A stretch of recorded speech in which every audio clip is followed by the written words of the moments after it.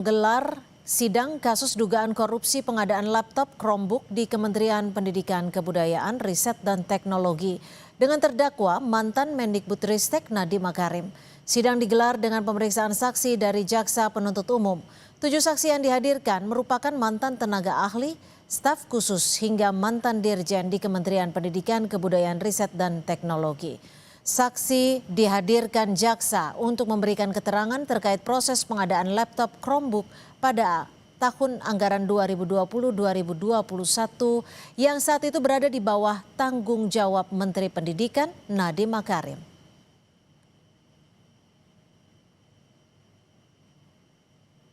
Rekomendasi, dan rekomendasi itu yang saya membilang silahkan laksanakan. Ya.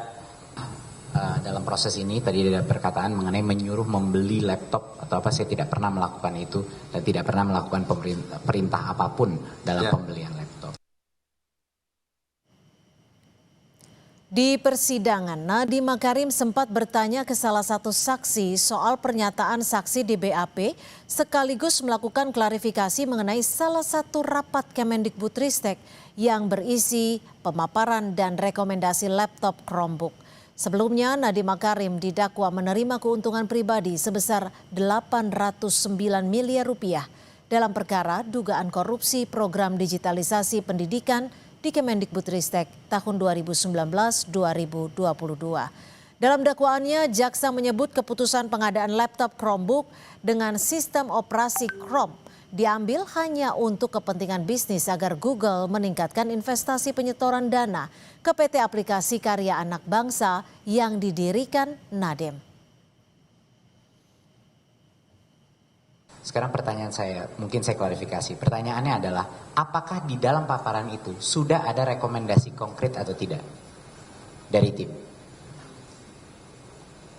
Kalau yang perbandingan itu sudah ada paparan satu slide, ini keunggulan Chromebook, ini keunggulan Windows. Ya. Jadi seperti itu. Dan yang lebih banyak keunggulannya yang mana, Pak? Keunggulannya Chrome OS.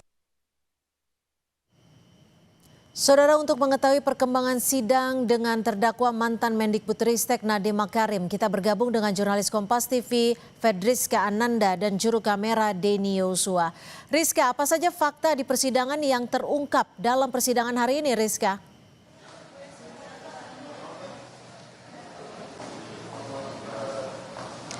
Ya, Cynthia, sebetulnya ada beberapa fakta yang menarik yang terungkap tadi dalam persidangan yang dilaksanakan oleh Pengadilan Tindak Pidana Korupsi di Jakarta Pusat, di mana kalau misalkan kami juga bagi dua klaster terkait dengan fakta yang diungkapkan oleh dua orang mantan dirjen PAUD dan juga pendidikan dasar menengah. Ini tadi dikatakan bahwa adalah terkait dengan kewenangan dari Yuristan ataupun staf khusus Nadiem Makarim ini terkait dengan melakukan kemudian mengakselerasikan begitu terkait dengan kebijakan-kebijakan Nadiem terhadap para pejabat-pejabat yang ada di bawah ataupun di Kementerian Pendidikan dan Ristek begitu. Di mana tadi dikatakan bahwa kebijakan Juristan ini cukup luas sehingga memang dianggap bahwa Juristan ini semacam satu kesatuan dengan Nadiem Makarim, sehingga apapun yang dikatakan oleh Juristan ini dianggap merupakan mandat dari Nadiem Makarim. Dan kedua adalah terkait dengan proses arah kajian pembuatan kebijakan Permendikbud tentang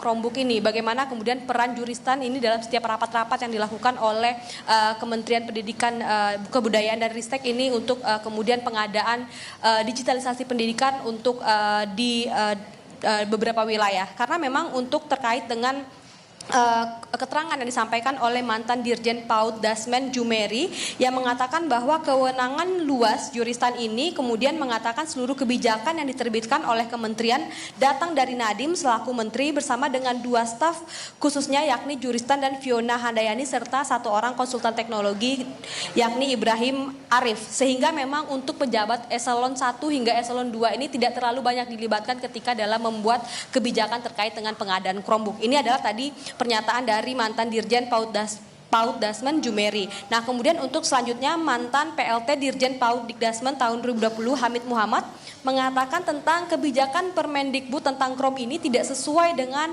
RPJMN, yang mana ini adalah merupakan rencana pembangunan jangka menengah nasional, yang mana berdasarkan keterangannya untuk digitalisasi pendidikan ini seharusnya diprioritaskan untuk daerah 3T, namun ternyata selama pelaksanaannya justru kemudian dipusatkan di daerah-daerah yang sudah terakses internet dengan baik dan juga perkotaan. Jadi memang ini tidak sesuai dengan RPJMN. Dan kemudian adalah pengadaan digitalisasi pendidikan ini dikunci ataupun pada spesifikasi produk berbasis Chromebook yang sebelumnya ini belum ada dilaksanakan pengadaan, sehingga memang dikatakan oleh 2 orang dirjen ini bagaimana kemudian pengadaan Chromebook ini sebagaimana sudah tadi dikatakan seperti meramu kopi yang sudah siap disajikan. Jadi memang untuk pengadaannya ini sudah disesuaikan begitu. Terkait dengan yang terakhir adalah terkait dengan pernyataan Juristan dalam salah satu rapat yang mengatakan bahwa ada feedback sebesar 30% dari Google. Tadi fakta ini diungkap oleh PLT Dirjen PAUD Dikdasmen tahun 2020